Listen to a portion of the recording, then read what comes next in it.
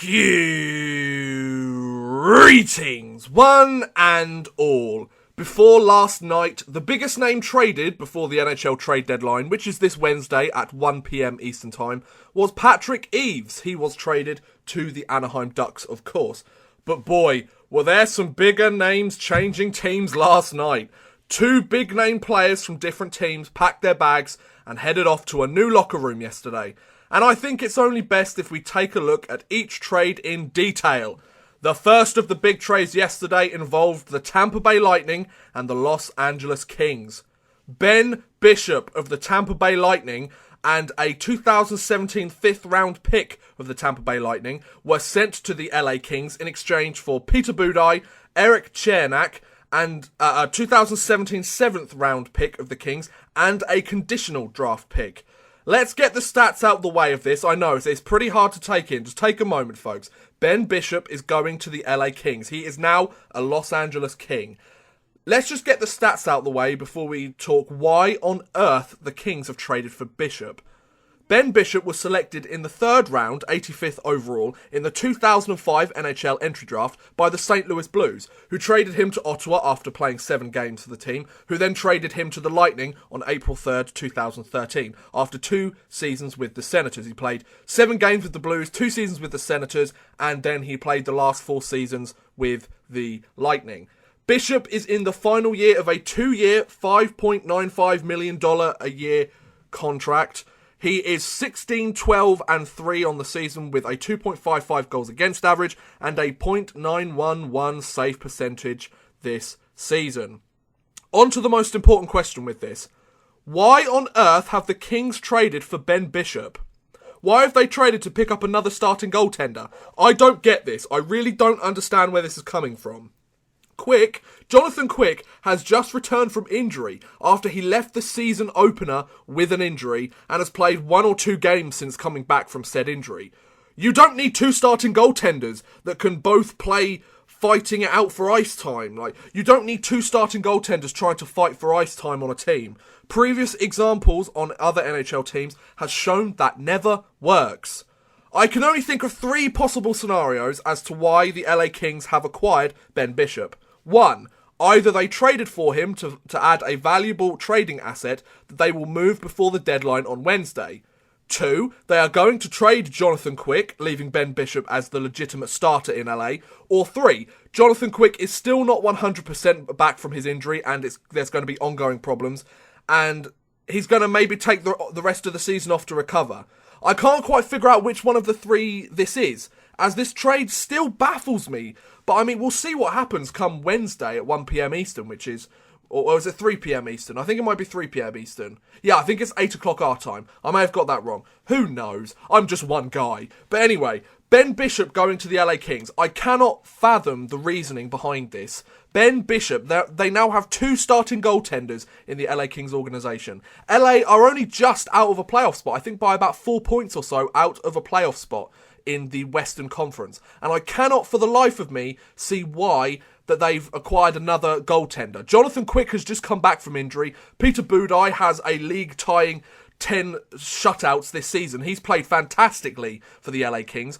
That's not been the problem. Goaltending hasn't been the problem this year for the LA Kings. Their offense has been the problem for the LA Kings. They've been struggling to score goals. Why didn't they go out and get a goal scorer? I mean, what they actually gave up in exchange to get Ben Bishop isn't actually a huge amount. Budaj, Cernak, a 7th round pick and a conditional pick. That's fine. They didn't give up that much at all. I mean, they traded Peter Budaj when he was hot, and I completely understand that. But still, Ben Bishop to the LA Kings and Jonathan Quick's there? I just don't get it, guys. Please let me know what you think in the comments below. I really want to hear if there's a specific reason as to why they've picked him up, because I do not understand this. Then we have the second trade of the evening last night, which involved the Minnesota Wild and the Arizona Coyotes. Martin Hanzal of the Coyotes was traded to the Minnesota Wild in exchange for a 2017 first-round pick a second round pick in 2018, and a conditional pick in 2019, along with prospect Grayson Downing. It's also been reported that potentially the 2019 pick could turn into a second round pick, but they didn't quite reveal, when I looked this up, they didn't quite reveal what the criteria would be to make that a second round pick. Martin Hanzal is in the final year of a 5-year, $3.1 million a year contract. The 29-year-old has 117 goals, 196 assists, including 16 goals and 26 points in 51 games this year, in 608 regular season games in 10 NHL seasons, all with the either Phoenix or Arizona Coyotes. Hanzal was selected by the Coyotes 17th overall in the 2005 NHL entry draft. So 2 players that were picked up in the 2005 entry draft have switched teams. They're very much in the primes of their career at the moment. 28, 29-year-old guys. They're not going to get much better than how they're playing at the moment unless they have some sort of late career surge.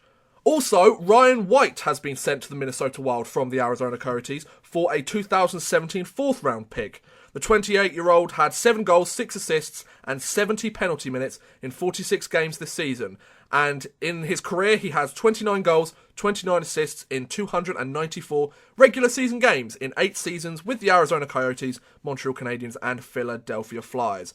Now, I personally think about this, that the Arizona GM, the youngest ever GM in NHL history, is showing age is but a number. And he got a solid return for 2 guys that aren't exactly superstars. Martin Hanzal is the sort of guy, as I said in my top 5 people to be traded, he is the sort of guy that teams want. He can play third line centre, he can shut other players down, he can shut your superstars down, and he can contribute offensively as well.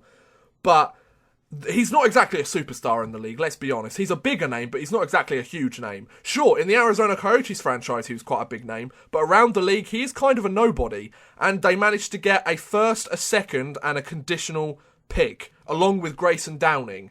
So they got a prospect, a first round pick, a second round pick, and potentially a second round pick.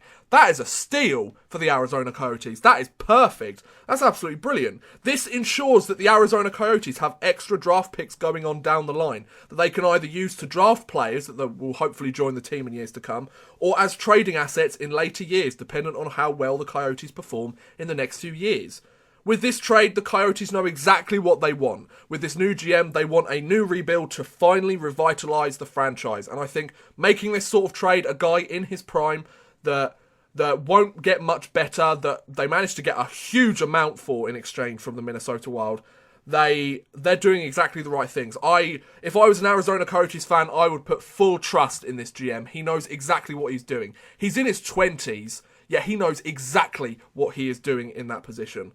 This was a smart move by the Arizona Coyotes, and it was a great return for the 2 players that got sent to Minnesota. And of course, on the flip side, the Minnesota Wild get 2 players that will play important roles in Minnesota's postseason performance. The success or failure of their playoff run will be partially due to how well the new guys play coming to a new team. Martin Hanzal definitely in the lineup the first game he gets with the Minnesota Wild. Definitely in the lineup, probably play third line centre.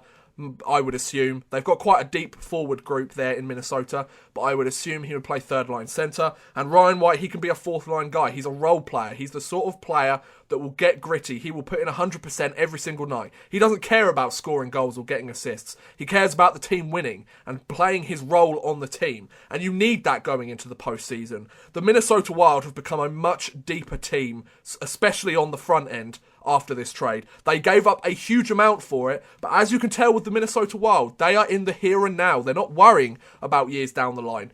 I can completely understand where the Minnesota Wild are coming from. Would they rather have the Stanley Cup now, or try and get it ready for next year or the year after and it maybe not happen? I completely understand this. The Minnesota Wild, of course, are the top of the Central Division still, I believe, so they're playing fantastic hockey, and all they've done here is improve more and more, which is brilliant. But on another note, I'm quite happy that 2 of the players on my top 5 players likely to be traded list have moved teams. See, my research is pretty good, isn't it? Odd Man Rush 1, haters 0. You're going to hate and the skaters are going to skate. But Odd Man Rush is going to do his research and get some stuff right. I mean, Bishop was an honourable mention on that list, but I'm still smart. I know what you're thinking there, sir, or madam. Anyway, there you have it. Those are the two biggest trades that have currently taken place just before the trade deadline on Wednesday. What do you think about the trades? Are they good, bad, or do they not affect your team at all? Let me know in the comments below. I would love to hear what you think. But thank you very much for watching, guys. I hope you have enjoyed. Please feel free to like, subscribe, share, or watch some of my other videos. Thank you very much for watching, and goodbye.